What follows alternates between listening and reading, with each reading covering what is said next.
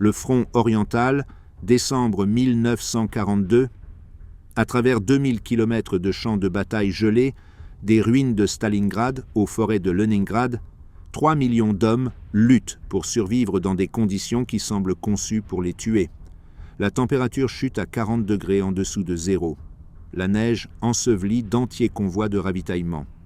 Les engelures font plus de victimes que les balles soviétiques dans certaines divisions allemandes. C'est le deuxième hiver de l'opération Barbarossa, et contrairement à l'année précédente où la Wehrmacht se tenait aux portes de Moscou, pensant que la victoire était à portée de main, cet hiver apporte une réalité différente. La marée est en train de tourner. En décembre 1942, la situation stratégique sur le front oriental a fondamentalement changé par rapport à 18 mois auparavant. La force d'invasion d'Hitler, qui a franchi la frontière soviétique avec une telle confiance en juin 1941, se bat maintenant pour sa survie sur un front qui s'étend de l'Arctique au Caucase.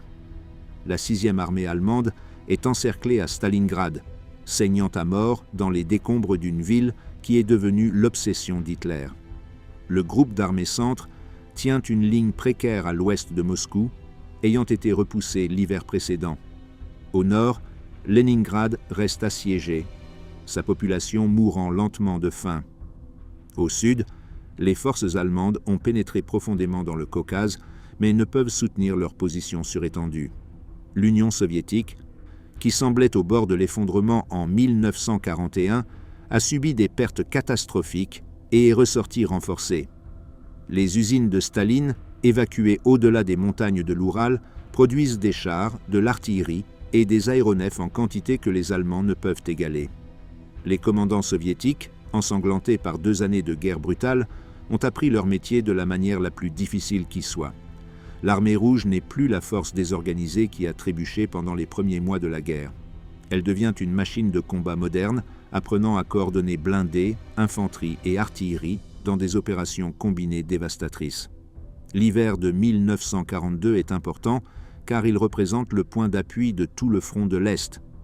Les Allemands possèdent encore une puissance de combat redoutable, des troupes vétérans et une compétence tactique supérieure au niveau des petites unités.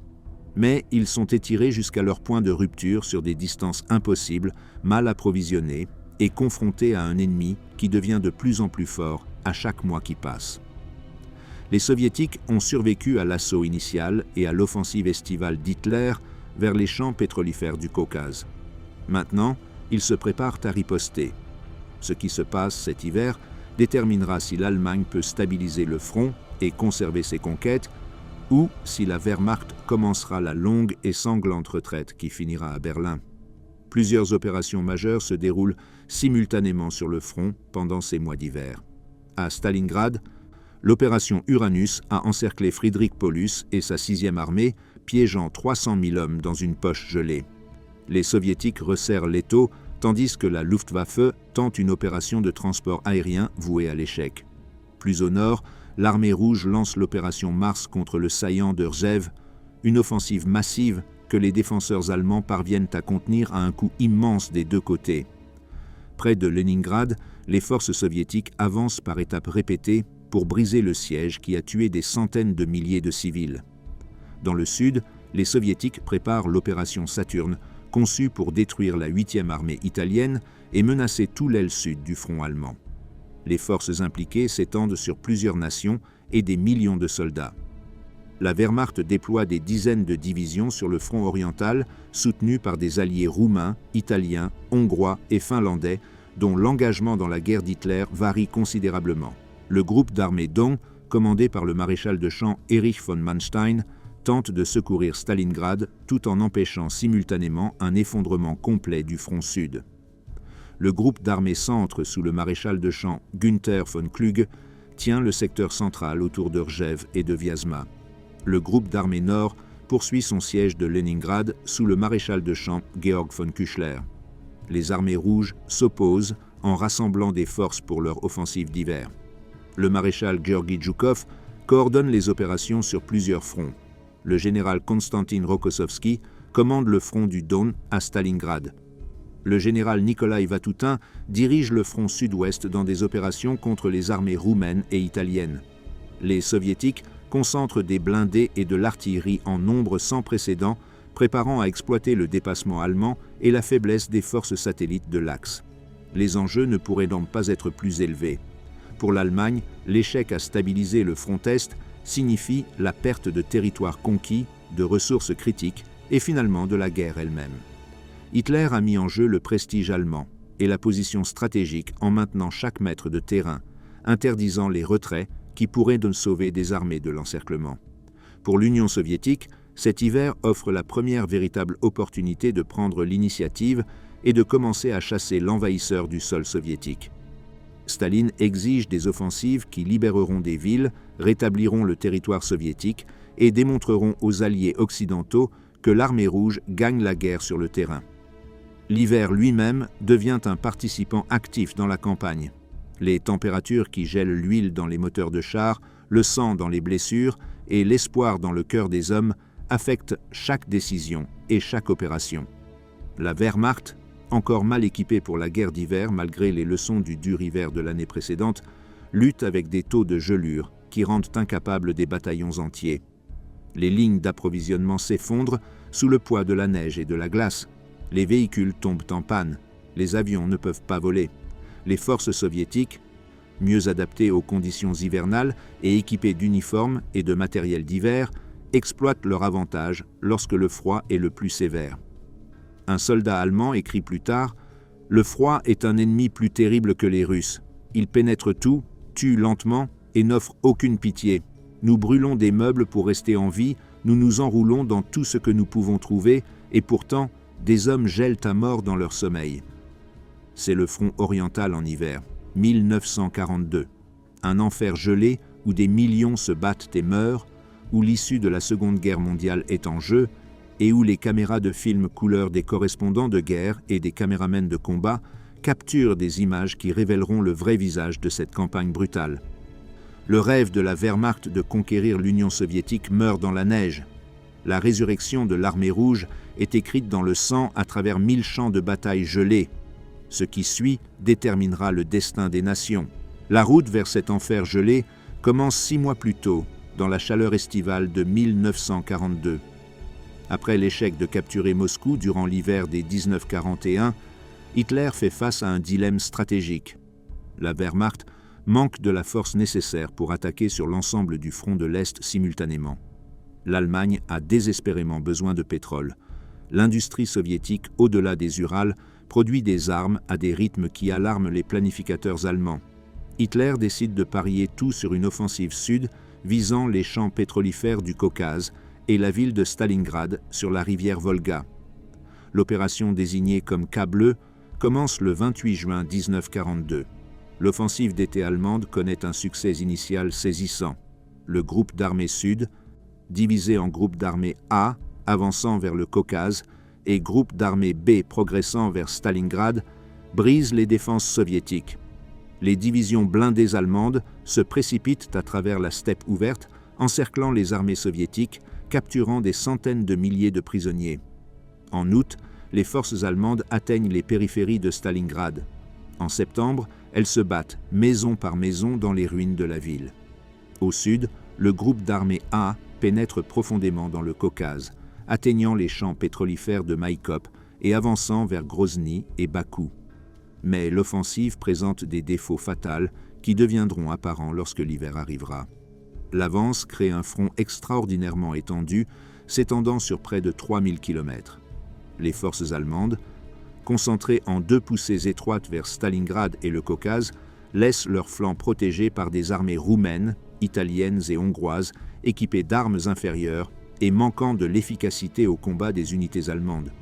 L'obsession d'Hitler pour Stalingrad entraîne la force allemande dans une bataille urbaine écrasante qui consomme des divisions sans résultat décisif. Les lignes de ravitaillement s'étirent jusqu'à leur point de rupture. La Wehrmacht avance si loin, si vite, que la logistique ne peut pas suivre. D'ici novembre, les forces allemandes occupent des positions avancées qui sont militairement intenables. La 6e armée se bat à l'intérieur même de Stalingrad, sa force s'amenuisant dans des combats rapprochés brutaux. Les forces allemandes et roumaines tiennent la courbe du fleuve Don au nord-ouest de Stalingrad, un flanc exposé et vulnérable à l'attaque soviétique. La 8e armée italienne occupe des positions le long du Don, manquant d'armement anti-char adéquat, d'équipements divers ou de réserve. Au sud, le groupe d'armée A se trouve profondément dans le Caucase, relié au reste de la Wehrmacht par une seule ligne d'approvisionnement fragile à travers Rostov. La planification soviétique tout au long de l'été et de l'automne se prépare pour ce moment. Staline et ses commandants observent la surextension allemande avec une confiance croissante. Le Stavka, le haut commandement soviétique, accumule des réserves derrière les lignes de front. Des armées nouvellement formées et rééquipées se concentrent dans des zones de rassemblement secrètes. Des corps de chars équipés de milliers de chars moyens T-34 et de chars lourds KV-1 se massent pour des opérations offensives. Des divisions d'artillerie stockent des obus. Les soviétiques prévoient non seulement d'arrêter l'avancée allemande, mais de détruire des armées allemandes entières grâce à des opérations d'encerclement massives. Le plan qui émerge se concentre sur l'exploitation de la faiblesse allemande. L'opération Uranus vise les armées roumaines protégeant les flancs de la 6e armée à Stalingrad. L'opération Saturne a pour objectif de détruire la 8e armée italienne et de pénétrer profondément dans l'arrière allemand. Des opérations supplémentaires autour de Rjev et de Leningrad empêcheront les Allemands de déplacer des réserves vers des secteurs menacés. Les Soviétiques ont l'intention de lancer plusieurs offensives simultanées qui étireront les réserves allemandes au-delà du point de rupture et pourraient potentiellement faire s'effondrer tout l'aile sud du front de l'Est. Les services de renseignement allemands détectent les préparatifs soviétiques, mais n'arrivent pas à convaincre Hitler du danger. Des rapports de concentration massive de chars soviétiques atteignent le quartier général allemand. Les déserteurs et les prisonniers parlent d'offensives imminentes. Les photographies de reconnaissance de la Luftwaffe montrent des dépôts de ravitaillement soviétiques et des mouvements de troupes. Mais Hitler rejette ces avertissements, croyant que les soviétiques manquent de force pour des opérations majeures après les pertes de l'été. Il interdit aux commandants de raccourcir les lignes de défense ou de se retirer vers des positions plus défendables. Chaque mètre de territoire conquis doit être tenu, quelles que soient les considérations tactiques. Le terrain sur le front de l'Est offre peu d'avantages naturels aux défenseurs. Le secteur sud est constitué de steppes ouvertes, offrant un excellent terrain pour les chars, mais peu d'obstacles naturels. La rivière Don fournit une ligne de défense, mais les forces soviétiques tiennent déjà des têtes de pont à plusieurs endroits. Autour de Rjev, dans le secteur central, forêts et marais créent un terrain difficile, mais les forces allemandes occupent un saillant dangereux qui s'enfonce dans les lignes soviétiques. Près de Leningrad, au nord, le front traverse un mélange de forêts, de marais gelés et de zones urbaines. Partout, le sol gèle complètement en novembre, créant des conditions qui favorisent la guerre mobile une fois les températures se stabilisent. Le temps devient un facteur crucial dans la planification et les opérations.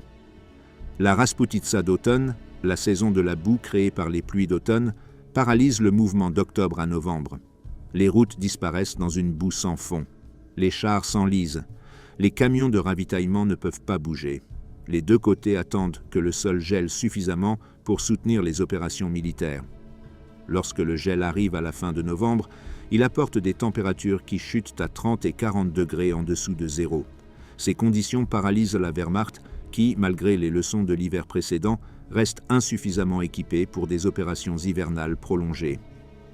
Le soldat allemand faisant face à son deuxième hiver en Russie n'est pas le conquérant confiant de juin 1941. Il est épuisé, usé par 18 mois de combats continus, mal approvisionné et de plus en plus conscient que la victoire s'éloigne chaque mois qui passe. Les divisions allemandes qui ont commencé la guerre en pleine force combattent maintenant à 60 ou 70% du personnel autorisé. Les troupes de remplacement arrivant d'Allemagne manquent de l'expérience de combat des vétérans qu'elles remplacent. Le matériel s'use plus vite que l'industrie allemande ne peut le remplacer. Les chars tombent en panne. Les avions sont détruits. Les pièces d'artillerie usent leurs canons. La structure du haut commandement allemand révèle une dysfonction dangereuse. Hitler interfère de plus en plus dans les décisions tactiques, refusant de permettre des retraits ou une défense flexible. Il démet des généraux compétents qui plaident pour des retraits stratégiques. Le maréchal Fedor von Bock, qui commandait le groupe d'armée sud, a été remplacé après des désaccords avec Hitler. Le général Franz Halder, le chef d'état-major de l'armée, a été renvoyé pour avoir préconisé un retrait de position trop étendu. Les généraux qui restent partagent soit les illusions d'Hitler, soit manquent du courage pour discuter efficacement avec lui. La logistique allemande est confrontée à des problèmes insurmontables. Le système d'approvisionnement de la Wehrmacht, conçu pour des campagnes courtes, ne peut pas soutenir des opérations sur de telles distances vastes. Les chemins de fer fonctionnent avec des écarts différents dans l'Union soviétique, nécessitant une conversion ou un transbordement des fournitures qui prend du temps. Les attaques des partisans détruisent les trains de ravitaillement et font exploser les lignes de chemin de fer. La Luftwaffe manque d'avions de transport suffisants pour approvisionner les unités avancées par air. Les chevaux, qui transportent encore la plupart des fournitures allemandes, meurent par milliers d'épuisements, de froid et de manque de fourrage. Les soldats allemands reçoivent des vêtements d'hiver insuffisants, des rations alimentaires inadéquates et un réapprovisionnement irrégulier en munitions. Opposant à eux, l'armée rouge s'est transformée par une expérience brutale. Les soldats qui ont survécu 1941 et au printemps et à l'été de 1942 ont appris leur métier dans l'école la plus dure imaginable.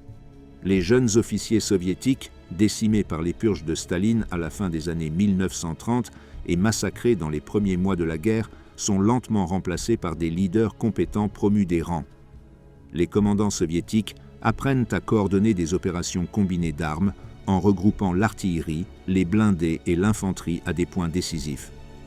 La supériorité numérique de l'armée rouge, négligeable en 1941, croît mois après mois, à mesure que l'industrie soviétique surpasse l'Allemagne et que les soviétiques mobilisent leur vaste population. L'équipement soviétique s'améliore considérablement. Le char moyen T-34 s'avère supérieur à la plupart des chars allemands en termes de blindage, de mobilité et de puissance de feu.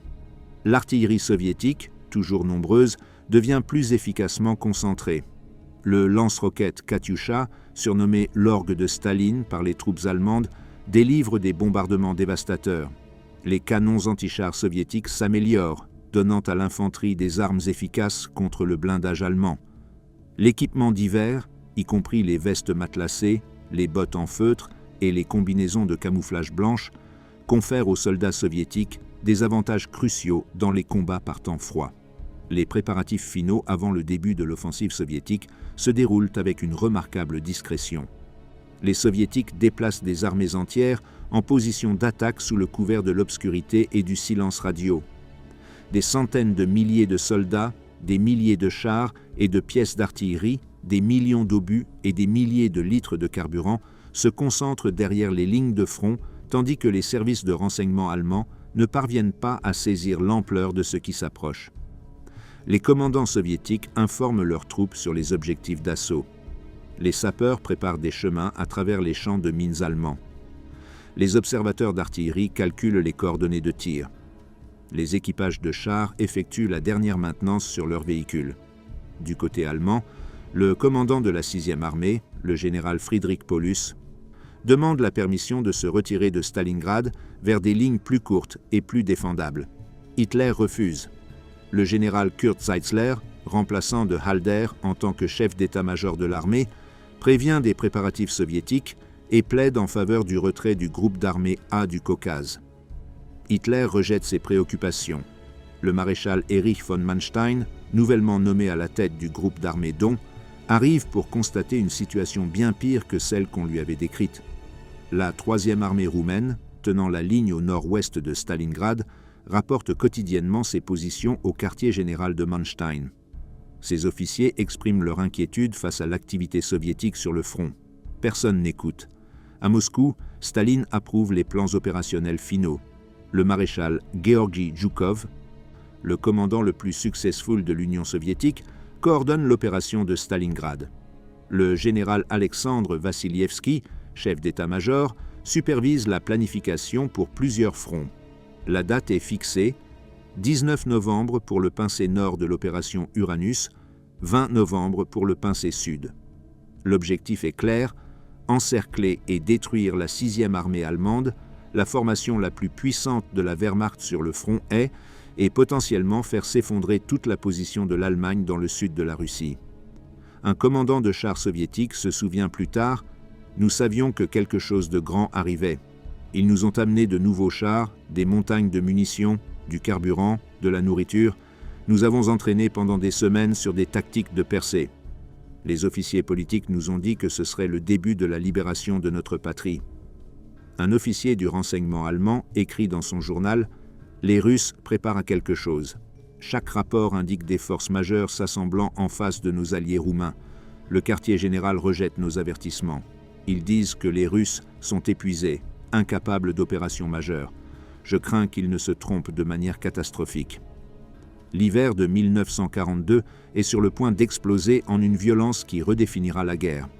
La Wehrmacht, étendue au-delà de ses limites, mal approvisionnée et surétendue à travers des distances impossibles, se tient au bord de la catastrophe.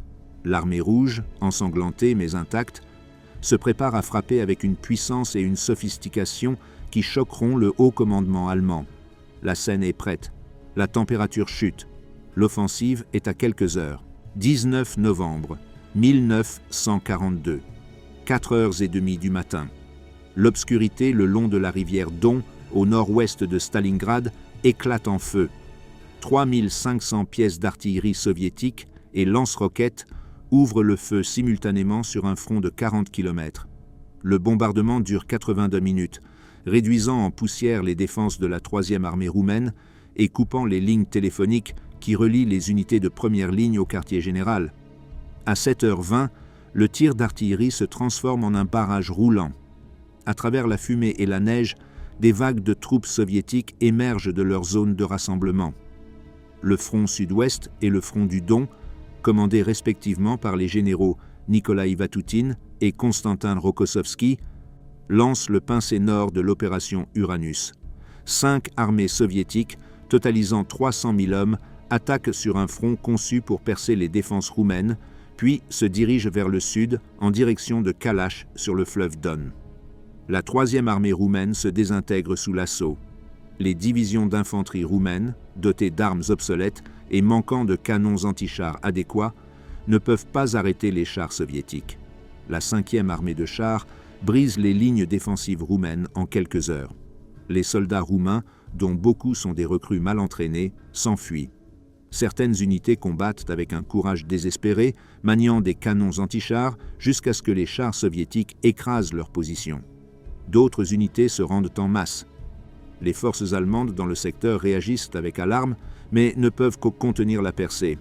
Le 14e corps de Panzer contre-attaque, mais manque de forces suffisantes pour fermer la brèche.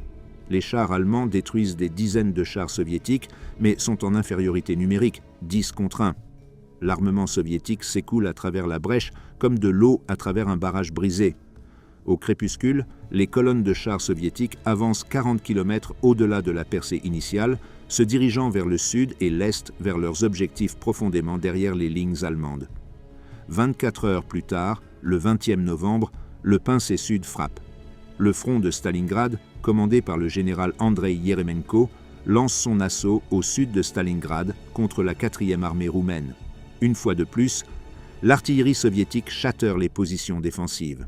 Une fois de plus, les blindés et l'infanterie soviétique se précipitent à travers les lignes roumaines en train de s'effondrer. Le 4e corps mécanisé et le 13e corps mécanisé avancent vers le nord-ouest, visant à se lier avec le pincé nord à Kalash.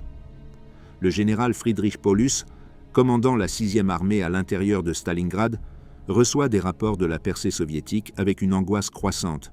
Son armée, engagée à lutter dans les ruines de la ville, est étendue le long du fleuve Volga dans des positions impossibles à abandonner rapidement.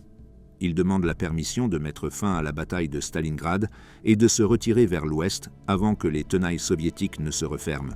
Hitler refuse. Le Führer ordonne de tenir Stalingrad à tout prix et promet que des renforts rétabliront la situation. Le haut commandement allemand ne parvient initialement pas à saisir l'ampleur du désastre en cours. Les généraux allemands croient qu'il ne s'agit que d'une autre offensive qui sera contenue. Ils ne comprennent pas encore que les soviétiques exécutent une manœuvre à l'échelle opérationnelle massive conçue pour détruire des armées entières. D'ici le 22 novembre, la vérité devient indéniable. des colonnes de chars soviétiques provenant des pinces nord et sud se rencontrent près de Kalash, sur le fleuve Don, 60 km à l'ouest de Stalingrad. Les mâchoires du piège se referment. La 6e armée allemande et des éléments significatifs de la 4e armée blindée, totalisant environ 290 000 soldats allemands et roumains, sont encerclés dans une poche mesurant environ 50 km d'est en ouest et 40 km du nord au sud. À l'intérieur de la poche, les soldats allemands réalisent leur situation avec différents degrés de compréhension. Les officiers luttent pour organiser des positions défensives faisant face vers l'extérieur dans toutes les directions, plutôt qu'à l'est en direction des soviétiques à Stalingrad. La 6e armée doit se transformer en un hérisson défensif tout en continuant simultanément à combattre les forces soviétiques à l'intérieur même de Stalingrad. Les forces soviétiques entourant la poche avancent rapidement pour consolider leurs gains et empêcher les tentatives de percée allemande. L'armée rouge établit 2 cercles de défense autour des Allemands encerclés. Un cercle intérieur fait face vers l'intérieur de la poche. Un cercle extérieur, positionné plus à l'ouest et au sud, se prépare à repousser les tentatives de secours allemandes. Le maréchal Erich von Manstein reçoit des ordres pour commander le nouveau groupe d'armées Don et soulager la 6e armée encerclée. Manstein évalue la situation et reconnaît immédiatement les immenses difficultés. Les forces allemandes les plus proches capables de mener une opération de secours sont à plus de 100 km de la poche. La force soviétique autour de Stalingrad est bien plus grande que ce que les renseignements allemands avaient estimé. Hitler prend la décision qui scelle le destin de la 6e armée. Le Reichsmarschall Hermann Göring assure Hitler que la Luftwaffe peut approvisionner l'armée encerclée par les airs, promettant de livrer 500 tonnes de fournitures par jour. Sur la base de cette assurance, Hitler ordonne à Paulus de tenir Stalingrad et d'attendre des renforts. L'ordre interdit toute tentative de sortie vers l'ouest. La tentative de transport aérien de la Luftwaffe commence presque immédiatement et échoue presque aussi rapidement. Les avions de transport allemands manquent d'un nombre suffisant, de portée et de capacité de charge pour la mission. Les chasseurs soviétiques et les canons anti-aériens descendent les transports allemands en nombre croissant. Les tempêtes d'hiver clouent les avions au sol pendant des jours. Les bons jours, la Luftwaffe livre 100 tonnes de fournitures. La plupart des jours, beaucoup moins. Les 500 tonnes par jour promises ne se matérialisent jamais. À l'intérieur de la poche, les conditions commencent à se détériorer. Les soldats allemands reçoivent des rations réduites. Les munitions sont rationnées. Le carburant tombe à des niveaux critiques. Les fournitures médicales manquent. Les forces soviétiques maintiennent une pression constante sur le périmètre de la poche grâce à un bombardement d'artillerie quotidien et des sondages d'infanterie. Les contre-attaques allemandes pour agrandir la poche échouent avec de lourdes pertes. D'ici début décembre, la situation stratégique se détériore davantage pour les Allemands. Les Soviétiques lancent l'opération Petit Saturne le 16e décembre, attaquant la 8e armée italienne le long du fleuve Don, à l'ouest de la poche de Stalingrad. Les divisions italiennes s'effondrent sous l'assaut soviétique. Les blindés soviétiques affluent à travers l'Ebre, menaçant Rostov et tout l'aile sud du front allemand. La tentative de secours de Manstein, l'opération Tempête d'hiver, commence le 12e décembre. La 4e armée de chars, commandée par le général Hermann Hoth, attaque vers le nord-est depuis la zone de Kotelnikovo en direction de la poche de Stalingrad. Les divisions de chars allemandes avancent contre les positions défensives soviétiques. D'ici le 19e décembre, les pointes allemandes atteignent à 48 km de l'armée encerclée. Manstein exhorte Paulus à s'échapper vers le sud-ouest pour rejoindre la force de secours. Mais l'ordre d'Hitler interdit à Paulus d'abandonner Stalingrad. Paulus hésite, manquant de carburant et de fournitures pour une opération d'évasion prolongée. Il demande une permission explicite à Hitler. Hitler refuse. Le moment passe. Des renforts soviétiques arrivent et repoussent la tentative de secours de Hoth.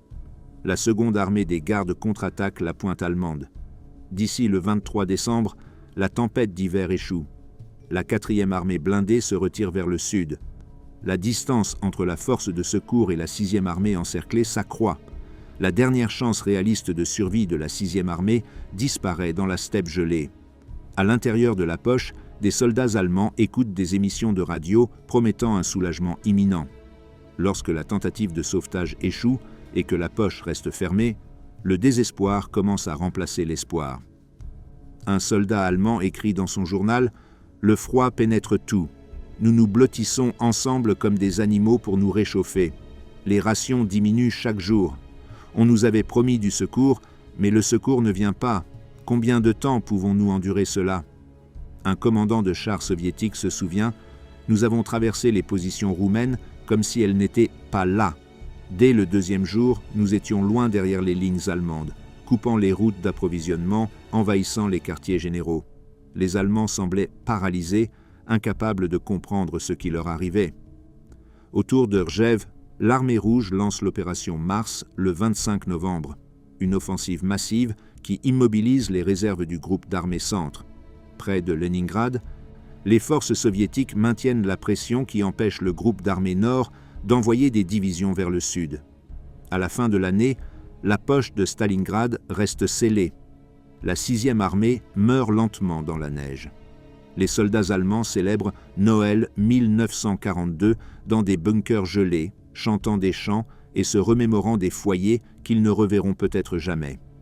Les forces soviétiques resserrent l'étau, faisant venir de l'artillerie supplémentaire et se préparant à l'assaut final. Le front oriental en hiver a rendu son verdict. L'avancée de la Wehrmacht est terminée. La longue retraite vers l'Allemagne est sur le point de commencer. Alors que la 6e armée meurt lentement à Stalingrad, le haut commandement soviétique se prépare à étendre son offensive d'hiver sur tout l'aile sud du front de l'Est. Le succès de l'opération Uranus prouve que des opérations soviétiques bien planifiées peuvent détruire des armées entières de l'Axe. Staline et ses commandants reconnaissent que le moment est venu d'exploiter le surmenage allemand et la faiblesse fondamentale des alliés satellites de l'Allemagne. L'opération Little Saturn commence le 16e décembre 1942. Le front sud-ouest et le front de Voronej, commandés par les généraux Nikolai Vatutin et Philippe Golikov, lancent leur assaut contre la 8e armée italienne. Les Italiens tiennent un front de plus de 250 km le long de la rivière Don, largement surétendu et mal équipé pour la guerre d'hiver. Les divisions italiennes manquent d'armes anti-chars suffisantes, de vêtements d'hiver, de véhicules de transport et d'artillerie. La préparation d'artillerie soviétique à l'aube dépasse même le bombardement massif qui a ouvert l'opération Uranus. Des milliers de canons et de lance-roquettes pilonnent les positions italiennes, détruisant systématiquement les bunkers, les postes de commandement et les tranchées de communication. Lorsque le bombardement cesse et que l'infanterie et les chars soviétiques avancent à travers la neige, le feu défensif italien s'avère sporadique et inefficace. La division italienne de Coseria maintient ses positions avec un courage remarquable, mais est tout simplement submergée. Les canons anti-chars italiens tirent jusqu'à ce que les chars soviétiques les écrasent. L'infanterie italienne se bat depuis ses tranchées jusqu'à être tuée ou encerclée. Mais les divisions voisines s'effondrent plus rapidement. La division de Ravenne se désagrège en quelques heures. La division de Pasubio se désintègre alors que les chars soviétiques pénètrent profondément dans son arrière. Au crépuscule, l'armement soviétique avance 40 km au-delà de la percée initiale, et la 8e armée italienne cesse d'exister en tant que force militaire organisée.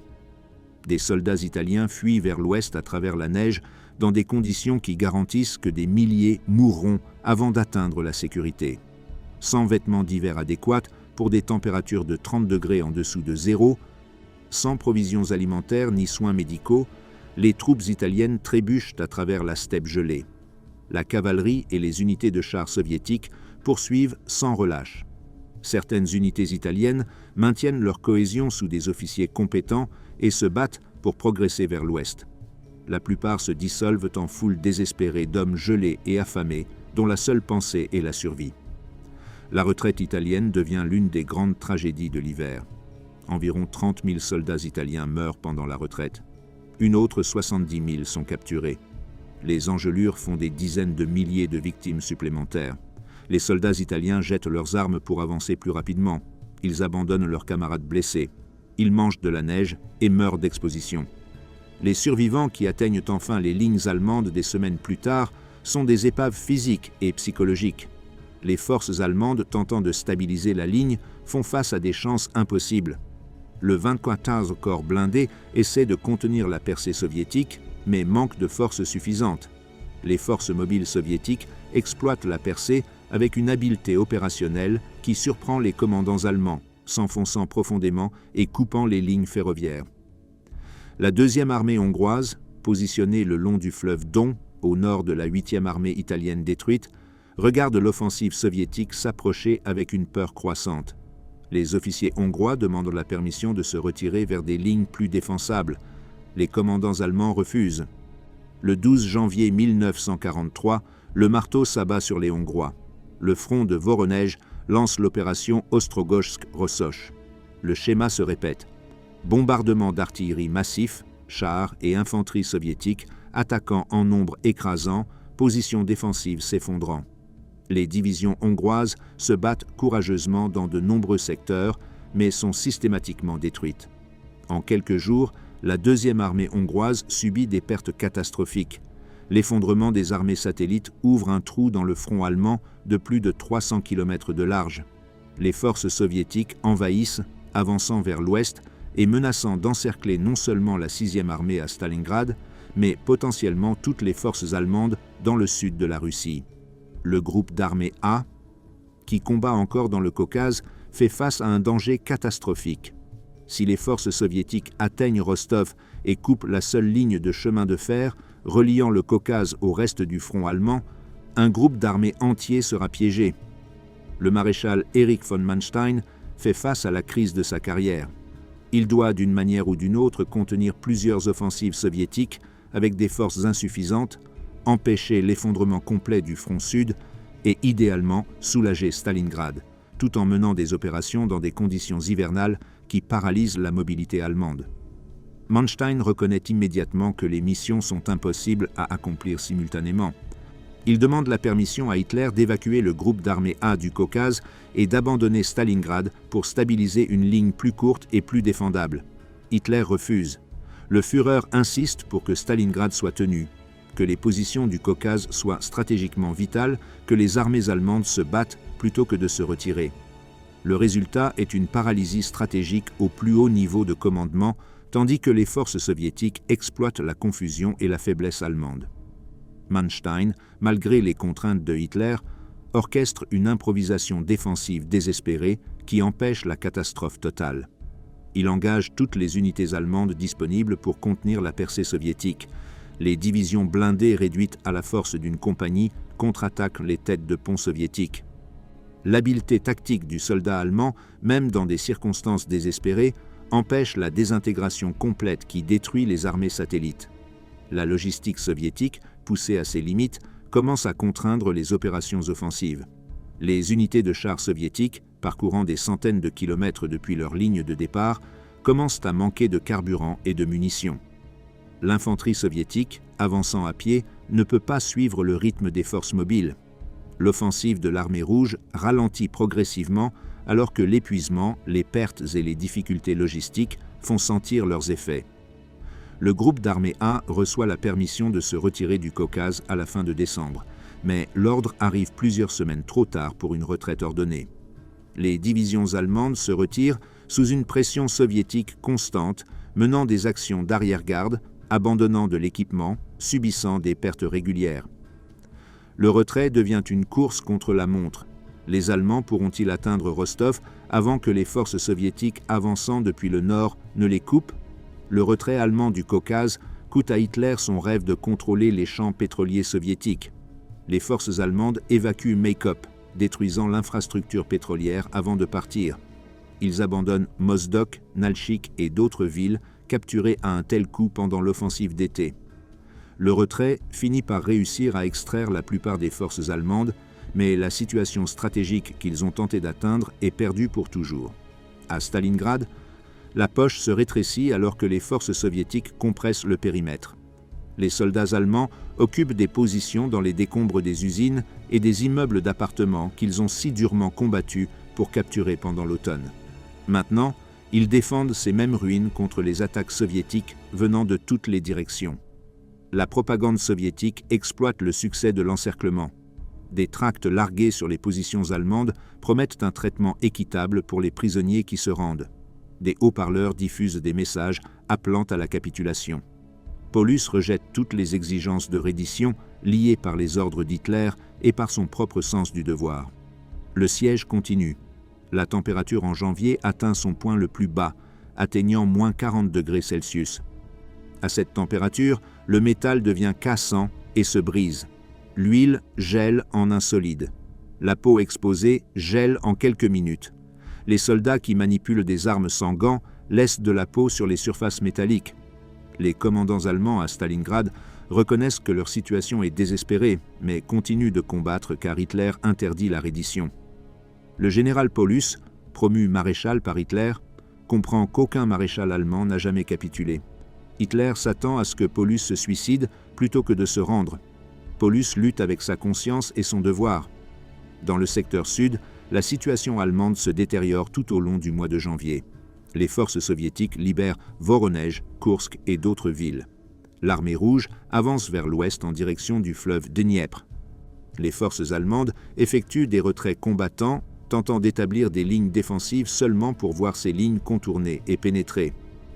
Les alliés satellites de la Wehrmacht, brisés par leurs expériences hivernales, cessent effectivement d'exister en tant que force militaire significative. L'Allemagne doit mener la guerre sur le front de l'Est principalement avec des troupes allemandes et l'Allemagne manque de main-d'œuvre suffisante pour cette tâche. La décision stratégique d'Hitler de compter sur des forces satellites pour tenir des flancs étendus se révèle être une folie catastrophique. Un officier italien qui a survécu à la retraite écrit plus tard « Nous avons marché dans la neige par des températures qui gelaient notre souffle. Des hommes sont tombés et ne se sont pas levés. Nous les avons laissés là où ils sont tombés. Nous n'avions pas de nourriture, pas d'abri, pas d'espoir. Les Russes nous poursuivaient comme des loups chassant leur proie. Ceux d'entre nous qui ont survécu l'ont fait par chance, non par mérite. » Un commandant de chars allemand rapporte « Nous avons contre-attaqué la percée soviétique avec 20 chars. En 2 jours, nous avions 5 chars opérationnels. Nous avons combattu sans relâche, en nous repliant, en combattant, puis en nous repliant à nouveau. Les Russes continuaient d'arriver, toujours plus de chars, plus d'infanterie, plus d'artillerie. Nous ne pouvions pas les retenir. » Le tournant est complet. Le front de l'Est en hiver 1942 à 1943 marque la fin de la capacité offensive allemande à l'Est. La Wehrmacht se bat maintenant désespérément pour éviter une catastrophe complète. L'armée rouge démontre une sophistication opérationnelle et une puissance de combat qui égale et, dans certains aspects, dépasse les capacités allemandes. L'initiative est passée aux soviétiques. Elle ne reviendra pas en Allemagne. 10 janvier 1943. L'ultimatum soviétique arrive. Le général Konstantin Rokossovski, commandant le front du Don entourant Stalingrad, envoie des émissaires sous des drapeaux blancs vers les lignes allemandes. Le message est clair, capitulez maintenant avec des garanties de traitement approprié ou faites face à l'anéantissement. Lorsque la date limite passe sans acceptation allemande, la dernière attaque soviétique commence. L'opération Anneau, le plan soviétique pour détruire la poche de Stalingrad, déchaîne une violence concentrée à une échelle sans précédent. 7 armées soviétiques, totalisant 47 divisions et plus de 200 000 hommes attaquent de tous les côtés simultanément. Le bombardement d'artillerie commence à 8h50 du matin, 5000 canons et lance-roquettes tirant sur les positions allemandes déjà affaiblies par des semaines de siège. L'infanterie et les chars soviétiques avancent à travers la neige et les décombres, comprimant la poche kilomètre par kilomètre. La défense allemande démontre la compétence tactique de la Wehrmacht, même dans des circonstances désespérées. Les points forts allemands infligent de lourdes pertes aux forces soviétiques en attaque. Les canons antichars allemands mettent hors de combat des dizaines de chars soviétiques. Les mitrailleuses et les tireurs d'élite allemands se battent depuis des caves et des ruines avec l'habileté de vétérans. Mais chaque position défensive qui tombe ne peut pas être reprise. Chaque perte ne peut pas être remplacée. La poche se rétrécit régulièrement. L'armée du 6e se divise en 2 poches plus petites vers la mi-janvier, alors que les forces soviétiques avancent à travers le centre du périmètre allemand.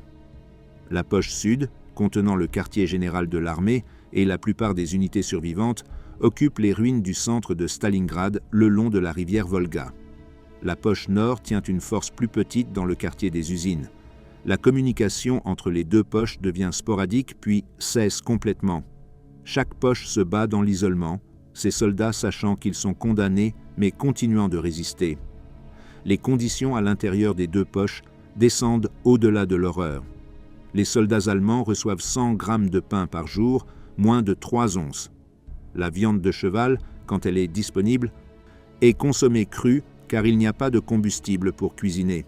Les hommes mangent des chiens, des chats et des rats. L'eau provient de la neige fondue. L'abri est constitué des caves et des bunkers qui survivent aux feux d'artillerie soviétique. Le combustible de chauffage est inexistant.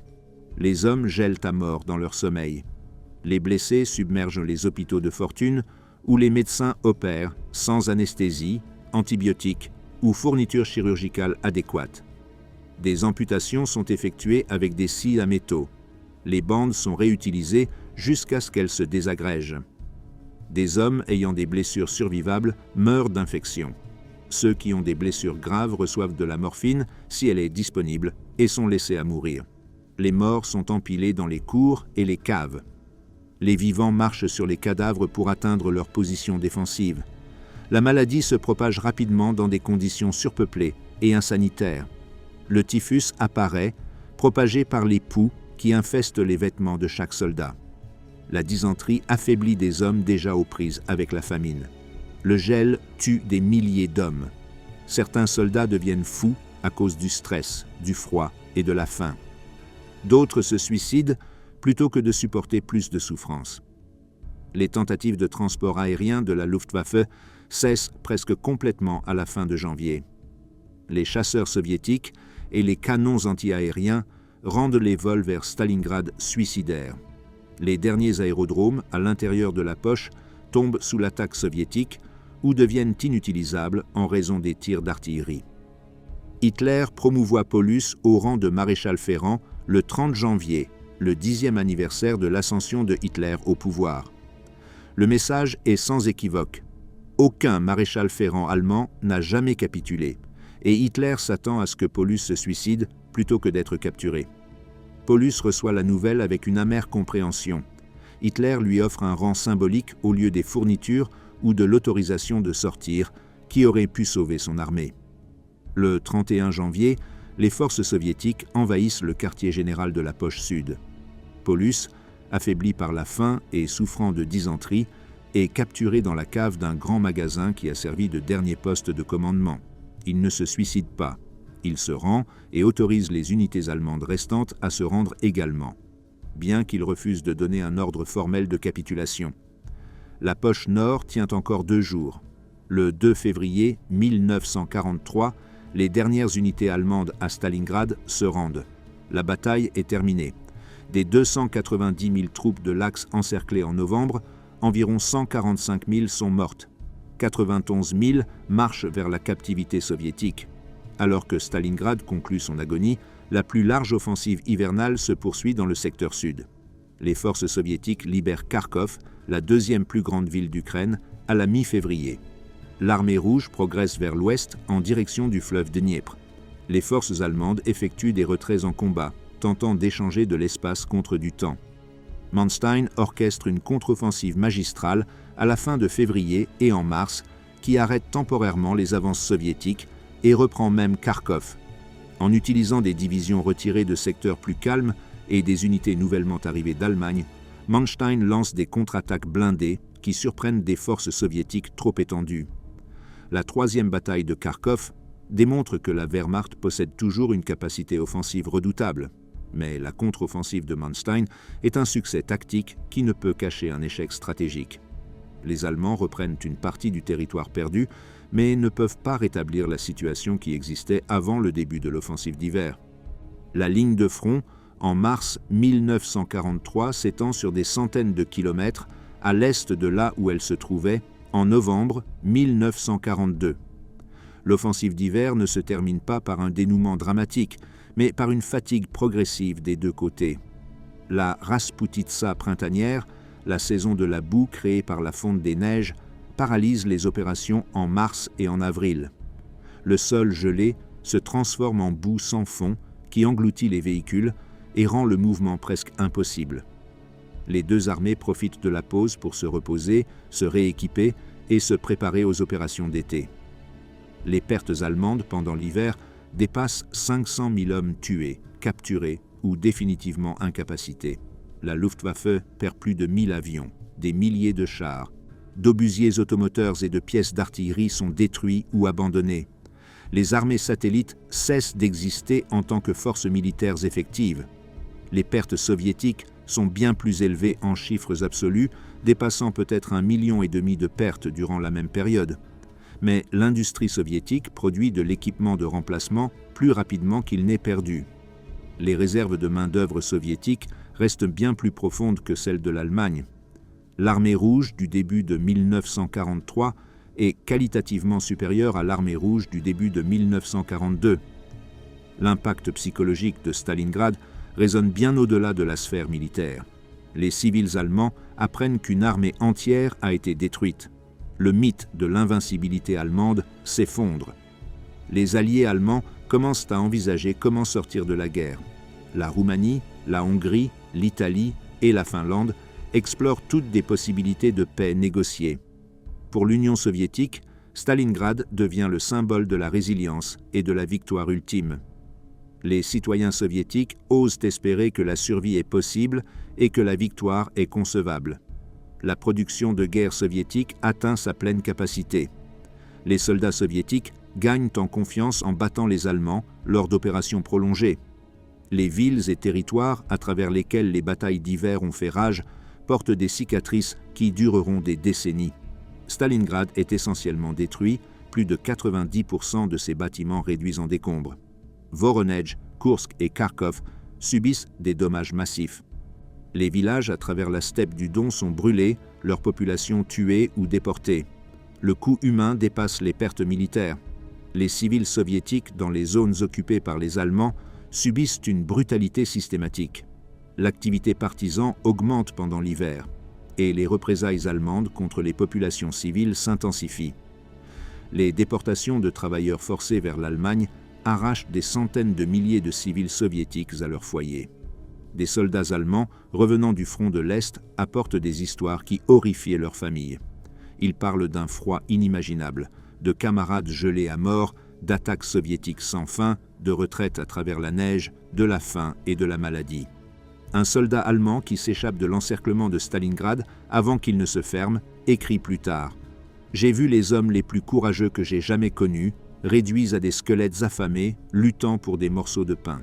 Stalingrad était l'enfer, et nous nous y sommes mis par notre propre hubris. » Un officier soviétique qui a participé à la destruction de la poche se rappelle « Nous avons trouvé des positions allemandes remplies de corps, certains congelés, certains affamés, d'autres qui avaient simplement abandonné et étaient morts.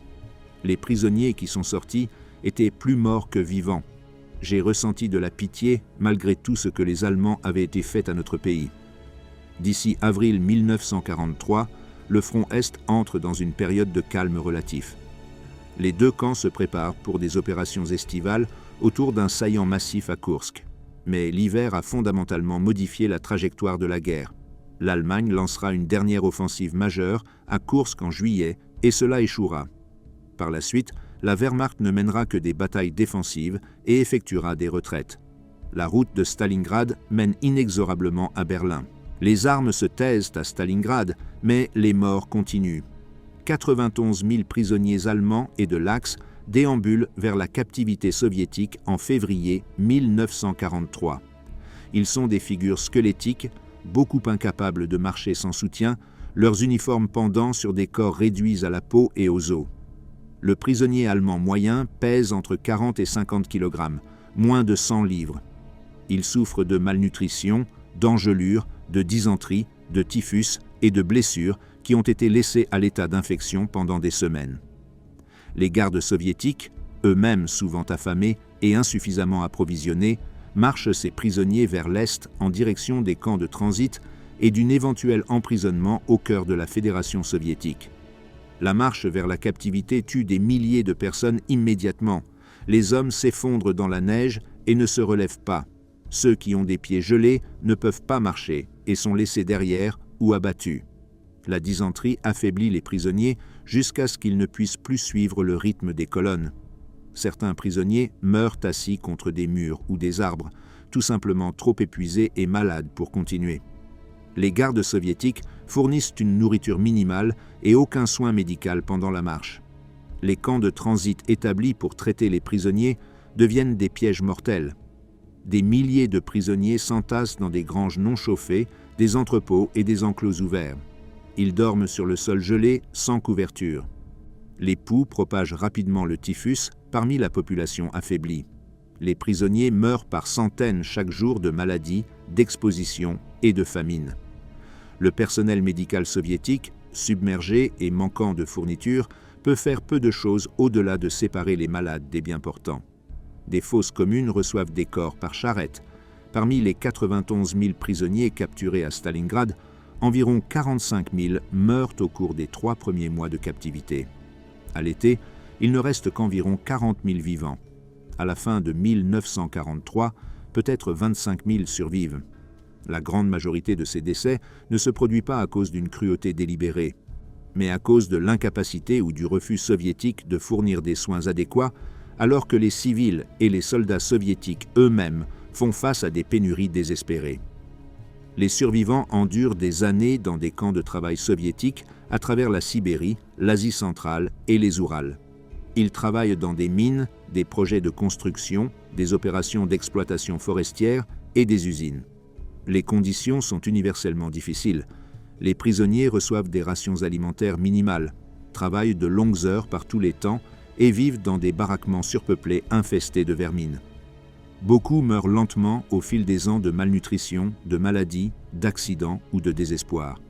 La dernière comptabilité révèle l'ampleur de la tragédie. Sur 91 000 personnes faites prisonnières, seulement environ 6 000 retournent en Allemagne, principalement dans les années 1953 à 1955 après la mort de Staline. Le reste, environ 85 000 hommes, meurent en captivité. Leurs corps reposent dans des fosses communes, non marquées, dispersées à travers l'Union soviétique. Leurs familles en Allemagne attendent souvent des années avant d'apprendre leur sort. Les forces allemandes subissent plus de 500 000 pertes. À Stalingrad seulement, environ 150 000 soldats allemands meurent pendant l'encerclement et le siège. 50 000 autres meurent dans les combats avant que l'encerclement ne se ferme. Le groupe d'armée A perd des dizaines de milliers en se retirant du Caucase. Les batailles autour de Rzhev coûtent au groupe d'armée centre d'énormes pertes. Les pertes de la Wehrmacht ne peuvent pas être remplacées. Les réserves de main-d'œuvre de l'Allemagne ne peuvent pas produire suffisamment de remplaçants formés. Les divisions reçoivent des remplaçants qui sont plus jeunes, moins formés et moins motivés que les vétérans qu'ils remplacent. Certaines divisions allemandes, au printemps, se composent de garçons de 16 ans et d'hommes dans la quarantaine, avec seulement un petit noyau de soldats expérimentés. La qualité de l'infanterie allemande commence son déclin graduel, mais irréversible. Les pertes militaires soviétiques sont beaucoup plus élevées en chiffres absolus. L'armée rouge subit environ 1 100 000 pertes à Stalingrad seulement, 478 000 tués ou disparus et plus de 600 000 blessés. L'opération Mars autour de Rzhev coûte aux soviétiques plus de 300 000 pertes. Des opérations plus petites à travers le front ajoutent des centaines de milliers de pertes supplémentaires. Pourtant, bien que les pertes soviétiques soient horribles, elles sont des pertes que l'Union soviétique peut absorber et remplacer. L'8e armée italienne perd environ 85 000 tués ou disparus et 40 000 blessés ou capturés. Sur environ 230 000 soldats italiens déployés sur le front de l'Est à la fin de 1942, moins de 100 000 retournent en Italie, beaucoup étant gelés, blessés ou psychologiquement brisés. La participation de l'Italie à la guerre du front de l'Est prend fin. Les 3e et 4e armées roumaines perdent plus de 150 000 hommes tués, disparus ou capturés. Les divisions roumaines sont anéanties au-delà de tout espoir de rétablissement. La 2e armée hongroise perd environ 100 000 hommes. La capacité de la Hongrie à déployer des forces significatives à l'Est est détruite. Ces 3 armées satellites cessent d'exister en tant que forces militaires efficaces, obligeant l'Allemagne à mener la guerre sur le front et principalement avec des troupes allemandes seules. La population de Stalingrad avant la guerre, d'environ 400 000, est réduite à moins de 40 000 à la fin de la bataille. Le nombre exact de morts civiles est impossible à calculer, mais dépasse certainement 100 000. Les civils meurent à cause des bombardements et des tirs d'artillerie allemands, de l'artillerie soviétique, de la famine pendant le siège, des maladies, du froid et de l'exécution par les occupants allemands. À travers les territoires occupés du sud de la Russie et de l'Ukraine, la souffrance des civils s'intensifie durant l'hiver. Les forces allemandes, désespérées par le manque de fournitures, réquisitionnent de la nourriture dans les villages soviétiques, laissant les populations civiles mourir de faim. Les villages soupçonnés de soutenir les partisans font face à des punitions collectives, exécutions de masse, incendies de maisons, déportation des survivants. La politique de terre brûlée de l'armée allemande lors des retraites détruit les infrastructures, brûle les récoltes et tue le bétail. L'activité des partisans soviétiques augmente pendant l'hiver et les représailles allemandes deviennent plus sauvages. En Biélorussie, en Ukraine et en Russie, des unités de partisans attaquent des colonnes de ravitaillement allemandes et font sauter des trains. Les réponses allemandes incluent des pendaisons de masse, des fusillades d'otages et la destruction de villages entiers. Le cycle de la violence s'intensifie en atrocités. Les populations juives dans les territoires soviétiques occupés font face à une extermination systématique, indépendamment des opérations militaires. Les unités des Einsatzgruppen poursuivent leurs opérations de tuerie tout au long de l'hiver. Les communautés juives sont marchées vers des ravins, des forêts et des fosses où elles sont exécutées en masse. À travers l'Union soviétique occupée, environ 1,5 million de juifs sont assassinés pendant l'occupation allemande. Les villes et les infrastructures à travers les zones de combat sont dévastées. Stalingrad est détruit à 98%. Voronezh subit des dégâts considérables. Kharkov change de main plusieurs fois, chaque bataille contribuant à la destruction. Rostov est gravement endommagé. Les ponts sont explosés. Les lignes ferroviaires sont détruites. Les routes sont cratérées. L'infrastructure économique de la région est effectivement détruite. Les réfugiés affluent vers l'est et vers l'ouest en fonction de l'armée qui s'approche. Les civils soviétiques fuient les forces allemandes en avance. Les Allemands ethniques et les collaborateurs soviétiques fuient les forces soviétiques en avance, sachant qu'ils risquent l'emprisonnement ou l'exécution s'ils sont capturés. Des colonnes de réfugiés s'étirant sur des kilomètres encombrent les routes. De nombreux réfugiés meurent durant leur fuite à cause du froid, de la faim, des maladies ou des attaques aériennes. Les enfants sont séparés de leurs familles. Les personnes âgées qui ne peuvent pas suivre le rythme sont laissées derrière.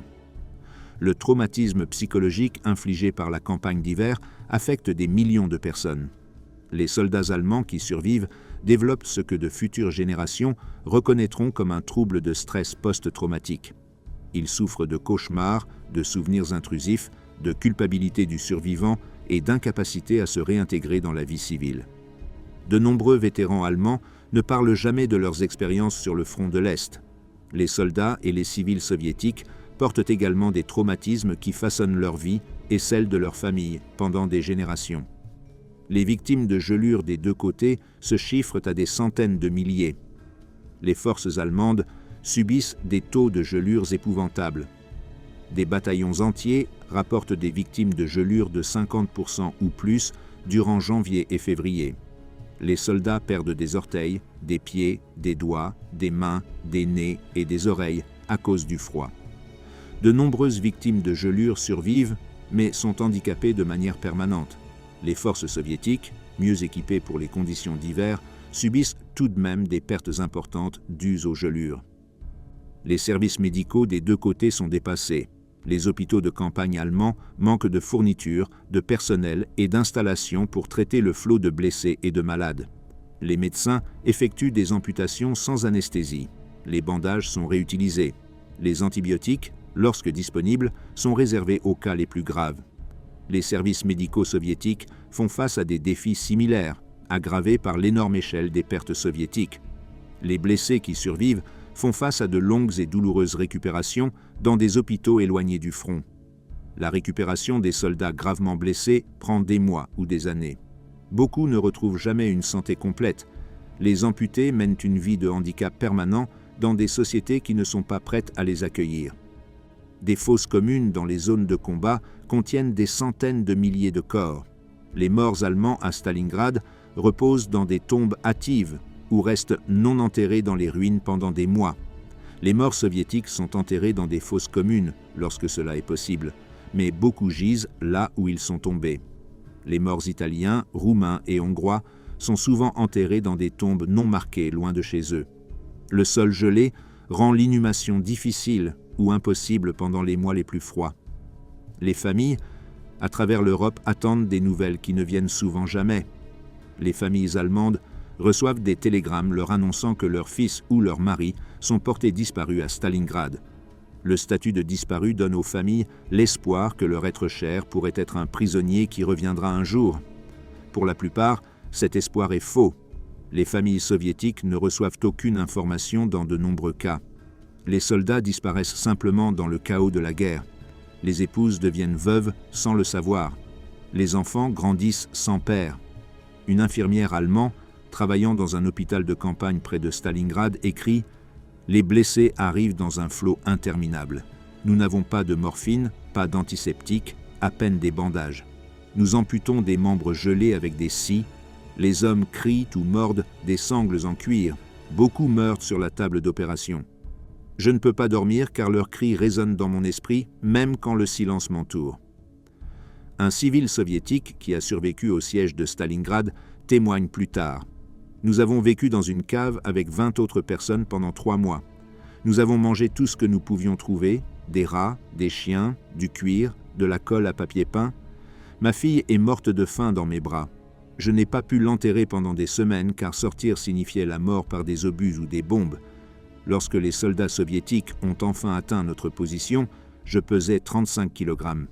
J'étais un squelette qui vivait encore d'une manière ou d'une autre. » Les conséquences immédiates de l'hiver sur le front de l'Est laissent des régions entières traumatisées, détruites et dépeuplées. Le coût humain en morts, souffrance et traumatisme est presque inimaginable.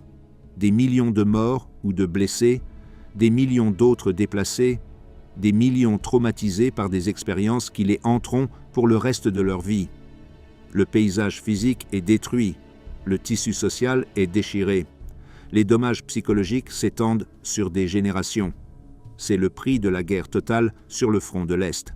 L'hiver de 1942 à 1943 marque le véritable tournant de la Seconde Guerre mondiale sur le front de l'Est et, sans doute, de toute la guerre. Avant cet hiver, l'Allemagne pouvait encore envisageable gagner la guerre à l'Est. Après cet hiver, l'Allemagne fait face à une défaite inévitable.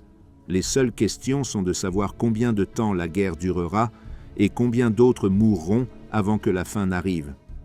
La signification stratégique de Stalingrad s'étend bien au-delà de la destruction d'une armée allemande. La 6e armée était la formation la plus puissante de la Wehrmacht, une force vétéran qui avait combattu de la France au Volga. Son anéantissement démontre que l'armée rouge peut exécuter des manœuvres opérationnelles complexes qui encerclent et détruisent des armées allemandes entières. La supériorité tactique dont jouissaient les forces allemandes ne garantit plus le succès opérationnel ou stratégique face à la supériorité numérique soviétique et à l'amélioration de l'art opérationnel soviétique. La bataille transforme l'équilibre stratégique de manière permanente. L'Allemagne perd non seulement la 6e armée, mais aussi les armées satellites qui protégeaient les flancs allemands, l'aura psychologique d'invincibilité et tout espoir réaliste de conquérir l'Union soviétique. La décision d'Hitler de tenir et de se battre plutôt que de procéder à des retraits stratégiques coûte à l'Allemagne des armées qu'elle ne peut pas remplacer. La Wehrmacht après Stalingrad est une force défensive menant des retraits combattants. Elle ne lancera jamais plus une offensive stratégique soutenue qui obtient des résultats décisifs. L'offensive hivernale plus large force l'Allemagne à abandonner le Caucase, à perdre le contrôle du sud de la Russie et à se retirer vers l'ouest sur des centaines de kilomètres.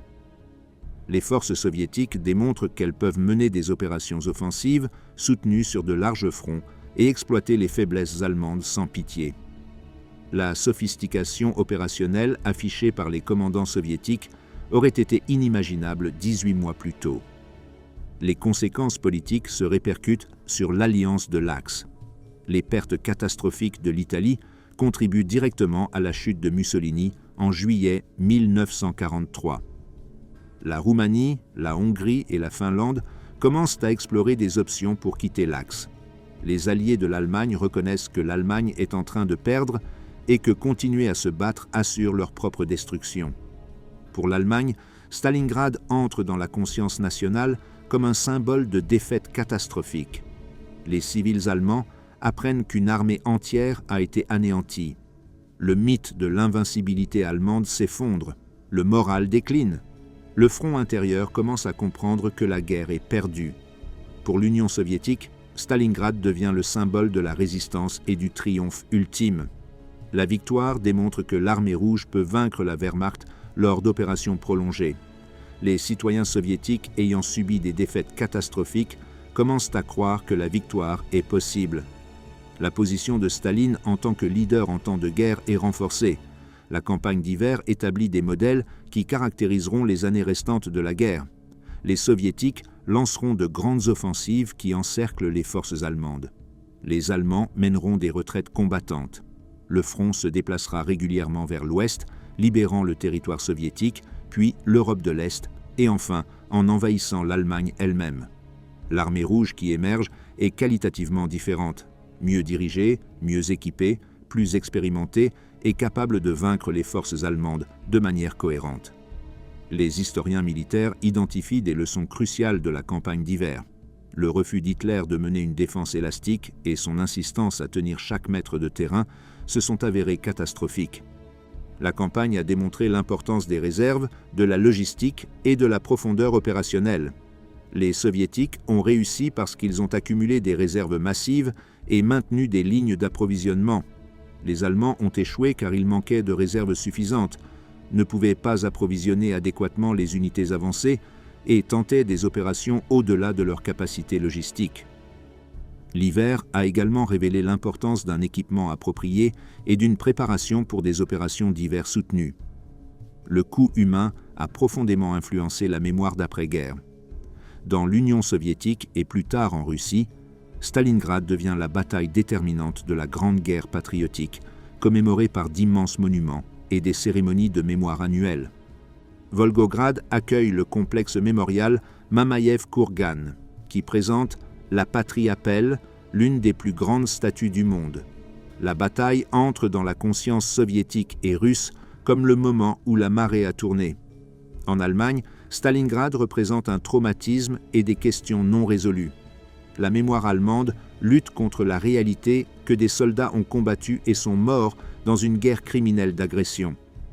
L'historiographie d'après-guerre a d'abord mis en évidence le courage des soldats, tout en évitant les questions sur la nature de la guerre.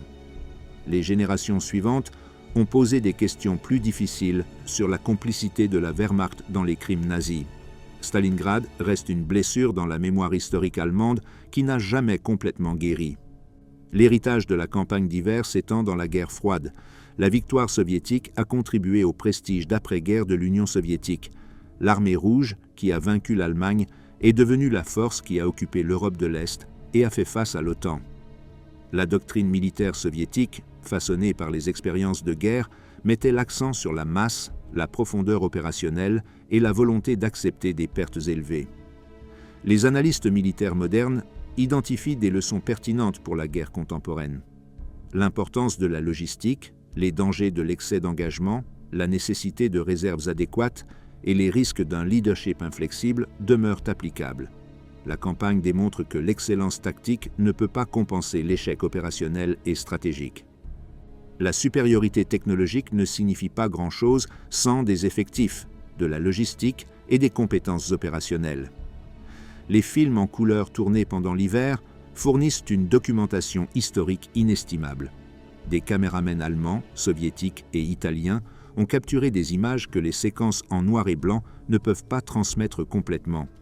Ces films montrent les steppes couvertes de neige, les ruines de Stalingrad, les colonnes de prisonniers et les soldats épuisés dans des couleurs qui rendent le passé immédiat et réel. Quelles leçons l'hiver contient-il pour les générations futures ? Il démontre les coûts catastrophiques de la guerre agressive, la souffrance infligée aux soldats et aux civils, et l'ultime futilité des ambitions impériales d'Hitler.